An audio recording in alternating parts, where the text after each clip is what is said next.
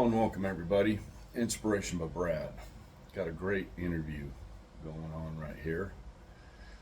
This beautiful young Filipino lady has a absolutely wonderful story, and she runs a business here in the Philippines, a staycation business.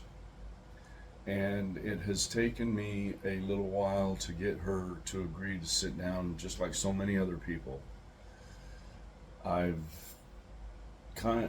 actually persuaded her into actually sitting down and talking with me here,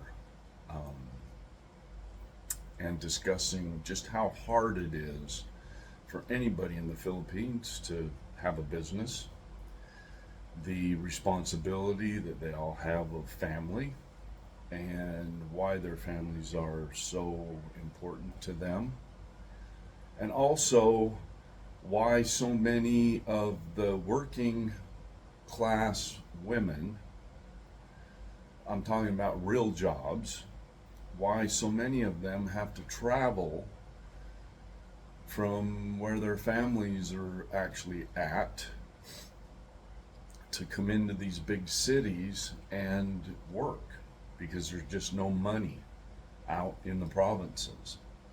And so the cities are just inundated with people looking for jobs. Everyone's fighting for the same dollar. And quite honestly, they're fighting for the foreigners' dollars in whatever shape and form that comes in. And we're going to talk about the business side of it, the running your own business. So, would you give the listeners your name, please? Hi, I'm Ning. I'm Ning SAGARAL from the Philippines. Then I'm doing a little bit business. This woman, believe it or not, is quite the entrepreneur. I mean, she'll go from one business to another business to another business just because it's all about the money, folks. And there are a lot of people out there that are doing it. And if you don't know anything about the staycation business, it's a lot like Airbnb in the United States, for example. She runs a whole fleet.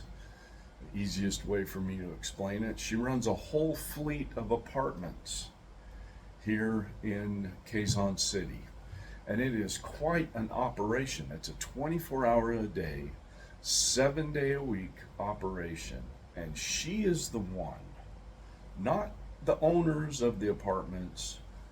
She takes full responsibility for those apartments and full responsibility of you as a renter. She takes full responsibility for that. So tell me, Ning, how is that business? Yeah, that business it's really hard, especially when you are soft heart, because some people just came to you, then have to ask you sometimes, because they just come into you, then they have a problem. But it's a good business when you got a strict on your business, because I start my it's not my own, so I just handle that. So for now I have more than 10 units that I handle. Then we have a daily rental, weekly, monthly. Then sometimes we have a guest. It's a different situation. Sometimes they are sick, they have nothing, they live here. But sometimes we have guests. It's a really different that we accept. So sometimes it's hard for me. Then I find that. Yeah.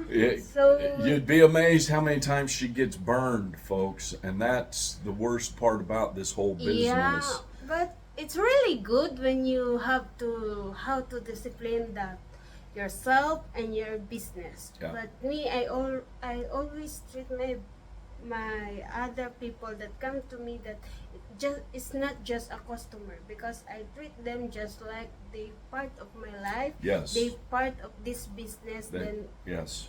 yeah. Because theoretically they end up becoming family. Yeah. That's really what happens when it all gets said and done. Because you come and stay, for instance, you come and stay under her staycation plan. I mean, she's at your beck and call 24 hours a day, 7 days a week, the whole time that you're in that unit, because you're her baby. And if there's anything that isn't right or anything that you need, she does everything that she can to provide that for you. And for those of you who are out there that look at the shady side of things, she's not that way. This is a businesswoman. She has children, she has a family,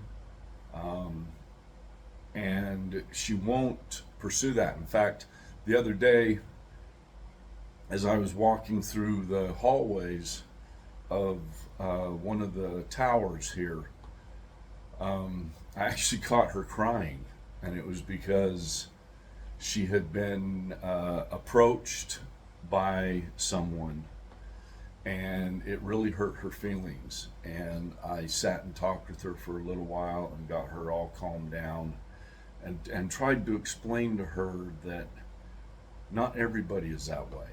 Not everybody on this planet. Oh. Sorry. And that's what happens. That's okay. We'll leave it in there. It'll be in the... Okay, let's try to get everything set back up again real quick. We'll just leave it running and keep it going the way it is. Now, don't put your feet on the table there. Okay, I may have to just hold this now. You broke my stand. I'm sorry. It's okay. Anyway, she was crying, and of course anybody could understand why. At least anybody who has a heart would understand why. Because she's a good woman. She's an honest woman. She has integrity. Let's talk a little bit about your family. They live in They live in Davao City. Davao City, Yeah. which is how far away from here? It's a plane ride, yeah, right? it's take more than hour to go there. Yeah, takes an hour Yeah, for the plane. for the plane, just the plane ride to go there. And then from here in Quezon, just to get the airport, it's anywhere from on a good day it's 45 minutes, but most of the time it's an hour to an hour and a half from here just to get to the airport, and then connect with your flight and get on a plane to go to Davao. So in all reality, she lives away from her family. She lives here in this complex, and her family lives in Davao. And that, for any of you who are out there, any of you, especially the people that watch my programming, that's a killer. That's an absolute killer. Emotionally, physically, psychologically. I catch her all the time walking around talking to her son on her phone, and because she misses him. She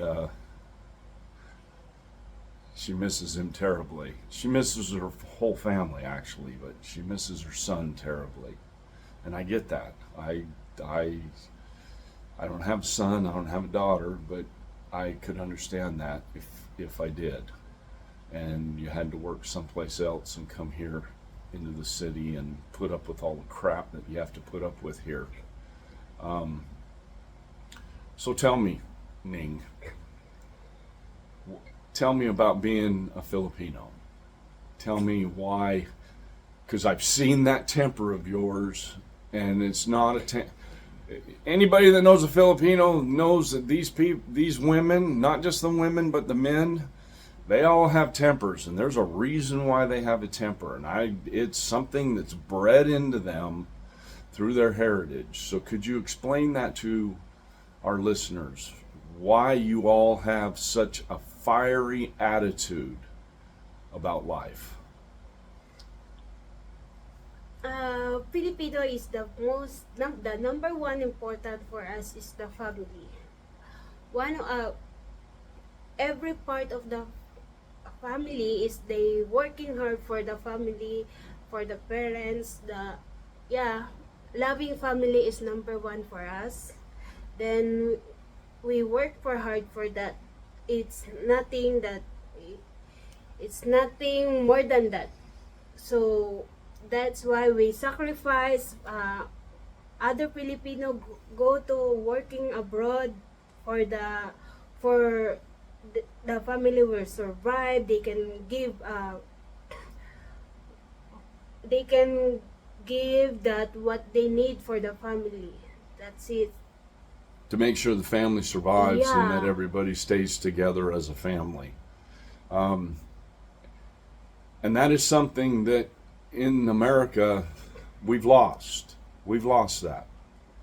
You know, we cut the kids loose at a certain age, and that's something they don't do here. I mean, you've got women that are 30 to 40 years old still living at home with their family. And that sure makes a difference when it comes to everybody providing for the family, everybody taking care for the family. So tell me, what is the importance? Because we see so many women walking around with children or pregnant, why is that? Is it because they feel like they need to have somebody in their life that they need to take care of? Is that what that is all about? What? Okay, the women that have a child Yes. and they're single or they're pregnant, there's a lot more going on than just a mistake was made.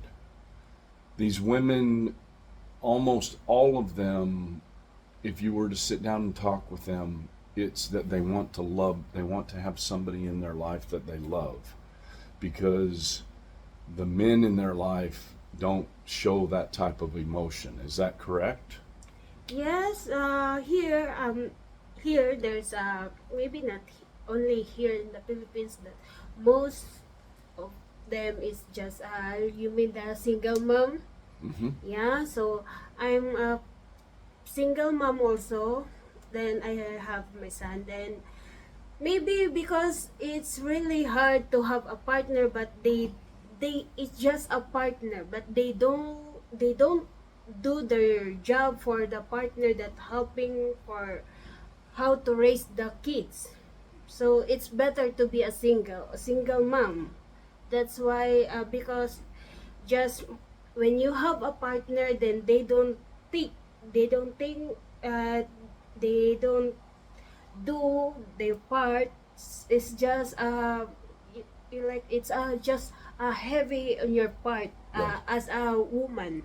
Yeah, Yeah. all the responsibility, instead of the partner helping in the family, they put all that responsibility on the woman. So quite honestly, it's just easier for the woman to be on her Yeah, own. it's better to be a single.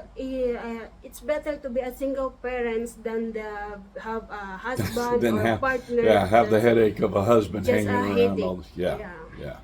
That's why I choose to be a single mom, because it's easy to raise my son than to raise my partner and my son. So it's easier to raise only my son. Yeah, and your family Yeah. is basically raising your son for you, and you continually send money to them to support not only the family but also your son. Yes. Yeah.